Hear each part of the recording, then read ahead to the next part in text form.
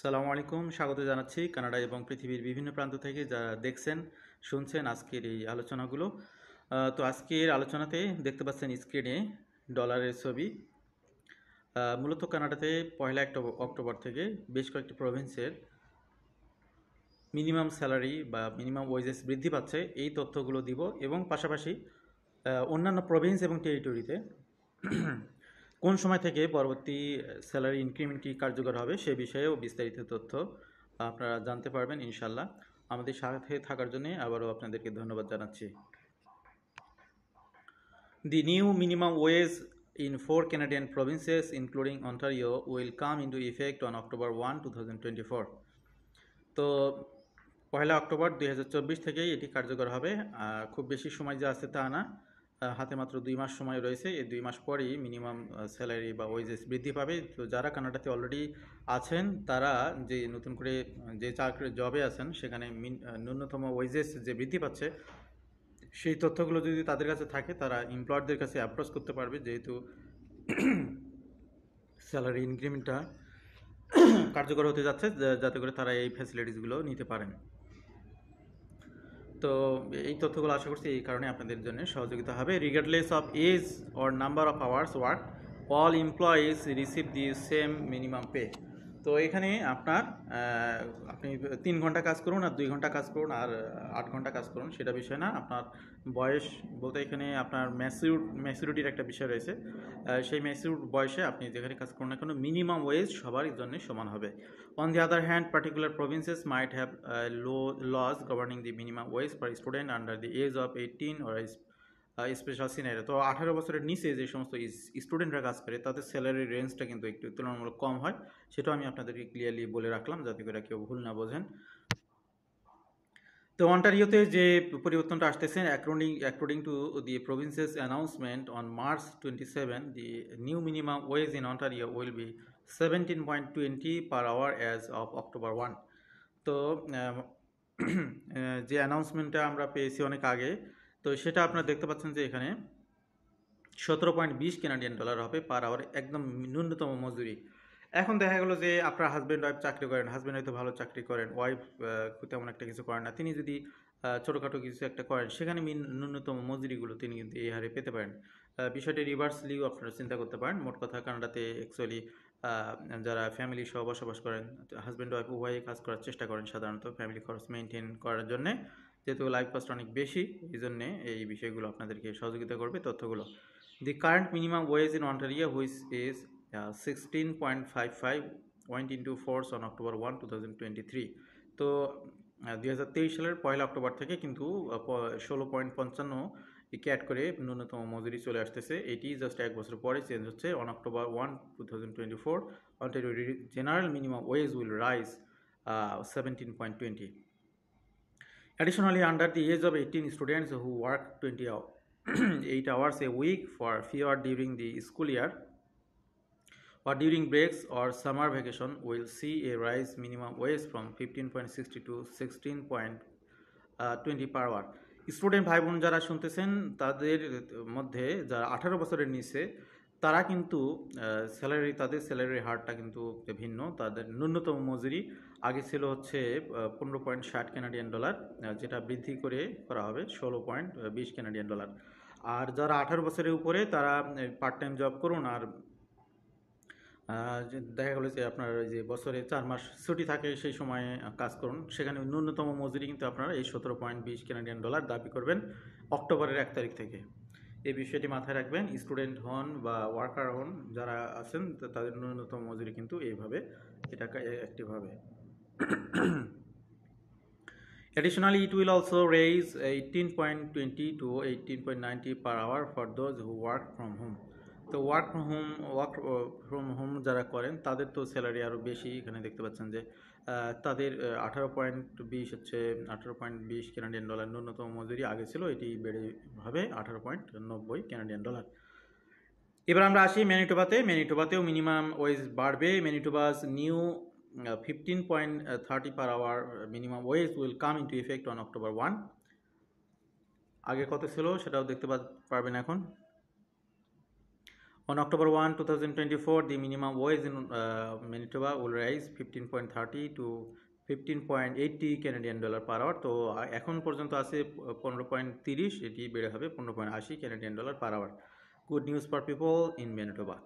Currently, on October 1st of each year, the government makes annual adjustment based on the provincial CPI. So CPI এর আলোকে মূলত এই ঘোষণাগুলো বা পরিবর্তনগুলো আসে। 3 নম্বর যে প্রভিন্সেস এর পরিবর্তন হচ্ছে সেটা হচ্ছে Saskatchewan. Starting on October 1, the new minimum wage in Saskatchewan will be 15 Canadian dollar per hour. The minimum wage in Saskatchewan will rise from 14 Canadian dollar to 15. এখানে পুরোপুরি 1 Canadian dollar বেড়ে যাবে পার আওয়ারে অক্টোবর 1 তারিখ থেকে, according to government announcement. Considering the present provincial rates, this is a respectable raise. তো এটা অবশ্যই এটা সরাসরি $1 বেড়ে যাচ্ছে, অন্যান্য প্রভিন্সে ইনক্রিমেন্টের হারটা তুলনামূলক এর থেকে কম। প্রিন্স এডওয়ার্ড আইল্যান্ড, কানাডার সবচেয়ে ছোট প্রভিন্স, সেখানেও পরিবর্তন আসতেছে। Starting on October 1, the new minimum wage in Prince Edward island will be 16 Canadian dollar per hour. On April 1, 2024, the minimum wage of 15.40 went into effect. On October 1, 2024, the hourly wage rates will again rise 16 Canadian dollar per hour.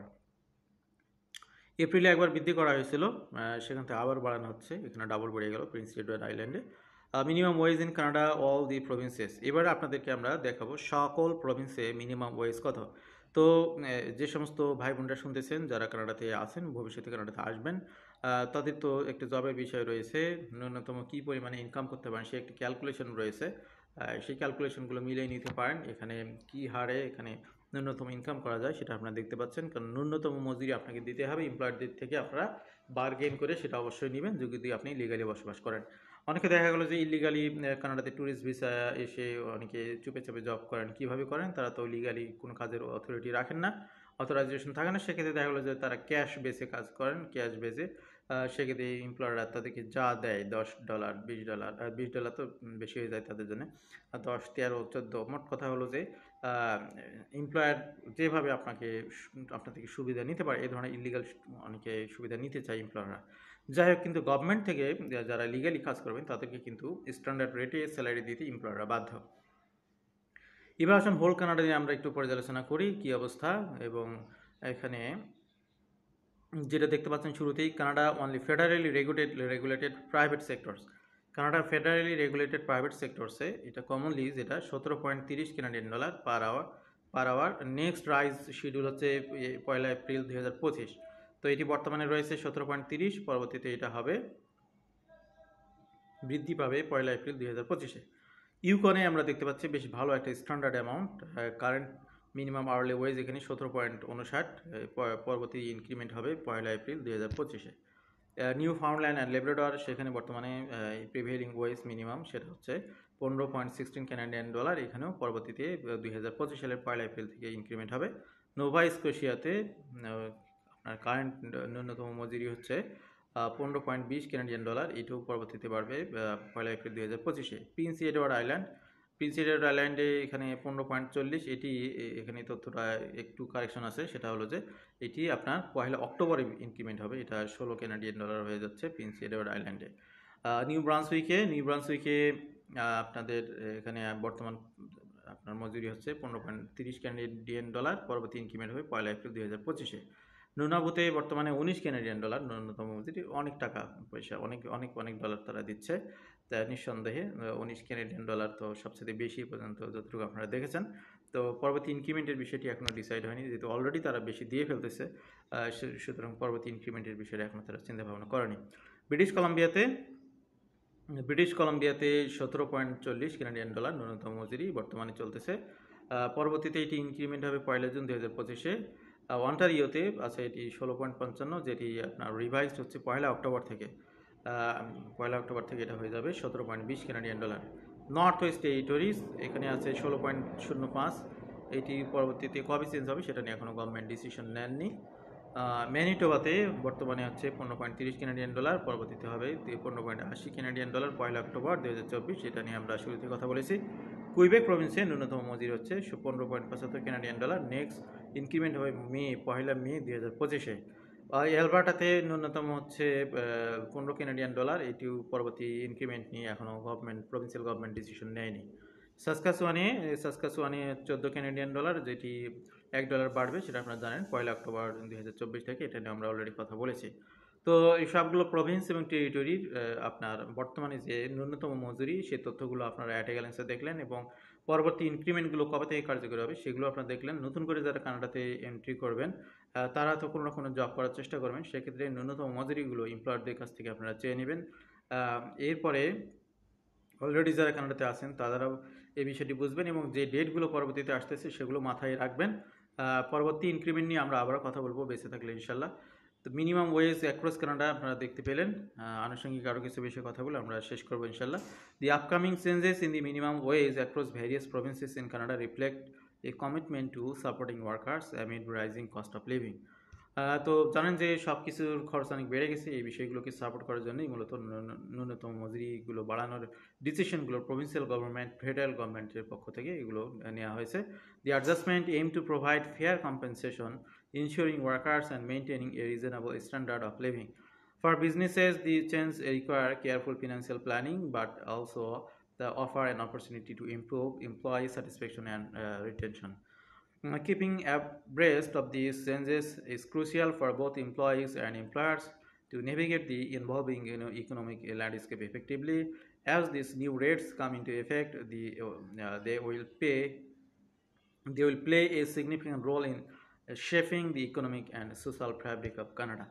তো আশা করা যায় এই পরিবর্তনগুলোর মাধ্যমে আর্থসামাজিক জীবনে বেশ কিছু positive পরিবর্তন আসবে ইনশাল্লাহ। তো what is minimum wage in Ontario 2024? Ontario প্রভিন্সে ন্যূনতম মজুরি 2024-এর 30শে সেপ্টেম্বর পর্যন্ত $16.55 আর হচ্ছে 1 অক্টোবর থেকে এটা হয়ে যাবে $17.20।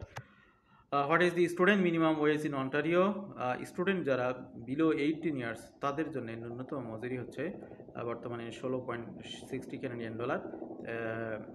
এইটুকু কিন্তু বৃদ্ধি পাবে, আপনার বৃদ্ধি পেয়ে হবে $16.20। এটা আপনারা দেখেছেন। তো আমাদের সাথে যারা এতক্ষণ ছিলেন, আমাদের কথাগুলো ধৈর্য ধারণ করে শুনেছেন, তাদের সবাইকে ধন্যবাদ জানাচ্ছি। ভালো থাকবেন সবাই। আল্লাহ হাফেজ। আসসালামু আলাইকুম।